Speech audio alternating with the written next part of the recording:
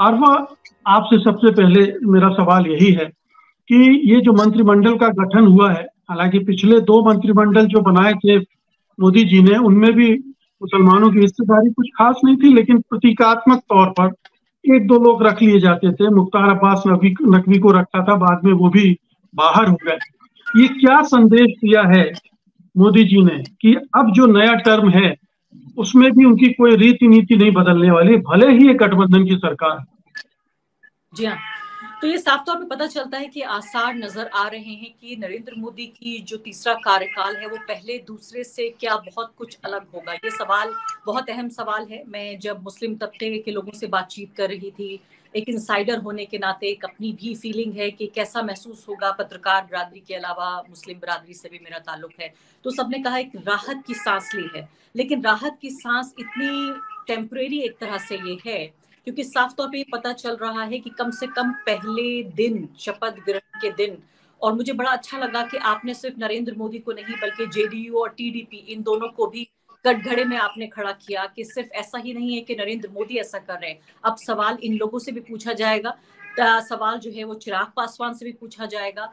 सवाल जो है वो तमाम, क्योंकि ये सिर्फ अब मोदी सरकार नहीं है, अब ये पहली एनडीए सरकार है। तो मुझे तो साफ तौर पर नजर आ रहा है कि जब आपको मुस्लिम विरोध की राजनीति करनी हो तो आप मुसलमानों को शामिल क्यों करेंगे। नरेंद्र मोदी, कुछ लोग कह रहे हैं कि वो और उनकी पॉलिटिक्स में कोई सुधार देखने को मिल सकता है, इस तरह का सुधार कि वो सोचें कि उनकी जो सांप्रदायिक नीतियां हैं वो काम नहीं आई, उनको कम वोट मिले, उन्हें कम सीट मिली, हो सकता है उनकी बहुसंख्यकवादी नीतियां काम नहीं आई, हो सकता है उनकी तानाशाही रवैया था वो काम नहीं आया। जो लोग नरेंद्र मोदी को जानते हैं वो ये भी जानते हैं कि नरेंद्र मोदी को ये लगेगा कि उन्होंने कुछ कम सांप्रदायिकता की, उन्हें ये लगेगा कि उन्होंने कुछ कम बहुसंख्यकवाद किया या उन्होंने थोड़ी कम तानाशाही की। अगर वो इन सब में और बेहतरी कर देते तो उन्हें कम सीटें नहीं आती। मुझे लगता है कि ये इस तरफ ज्यादा जा रहा है डायरेक्शन, कि उन्हें लगेगा कि उन्होंने कम कर दिया अपनी सांप्रदायिकता, बहुसंख्यकवाद और तानाशाही को, वरना और सीटें आ जाती। मुझे लगता है कि इस पूरे माहौल में आप ये देखिए, एक समुदाय को आइसोलेट करके, आप ये मत देखिए सिर्फ मुकेश जी के उन्हें नहीं रखा गया, बल्कि किस तरीके से सिर्फ एक समुदाय को, बुद्धिस्ट को रखा गया, सिखों को रखा गया, ईसाई को रखा गया। उनमें से ज्यादातर लोग चुन के नहीं आए हैं, दोनों ही, यानी कि ईसाई भी चुन के नहीं आए हैं कुरियन जी, और उधर बिट्टू जो है वो भी चुन के नहीं आए हैं। तो बिना चुन के आए हुए इन व्यक्तियों को ला के दिखाना, पूरे तरीके से सिर्फ एक समाज, एक जो रिलीजन है और एक समुदाय, उसको आइसोलेट करने की ये पूरी तरीके से एक नापाक कोशिश है, इसके अलावा और कुछ नहीं है। कि पहले दिन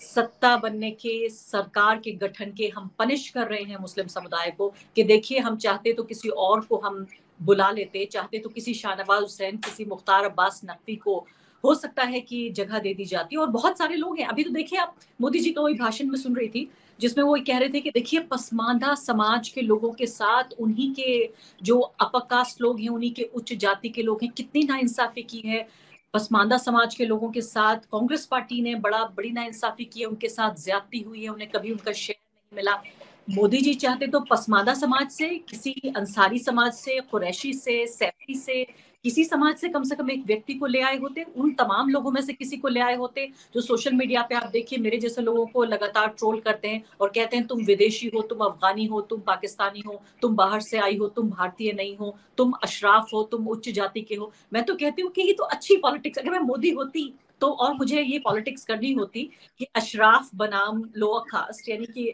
पसमानदा बनाम अपर कास्ट, तो मैं यही करती कि मैं, अगर उनकी जैसी पॉलिटिक्स, मेरी वो पॉलिटिक्स नहीं है, लेकिन अगर मैं मोदी होती और मैंने जैसे पिछले 10 साल में उनकी पॉलिटिक्स देखी है, तो मुझे लगता है कि ये डिवीजन के लिए भी ये एक बेहतरीन पॉइंट होता कि देखिए मोदी जी मुसलमानों के खिलाफ नहीं है, मोदी जी एक तरह के मुसलमानों के खिलाफ है। आप चूंकि अपर कास्ट हैं, आप बाहरी हैं, आप कांग्रेस सपोर्टर हैं, आप बीजेपी से नफरत करती हैं, आप मोदी से नफरत करती हैं, इसलिए आपके खिलाफ है, इसलिए नहीं कि आपके धर्म से कोई समस्या है। तो मुझे लगता है कि इसको पॉलिटिकली भी देखा जाए तो इट इज बैड पॉलिटिक्स।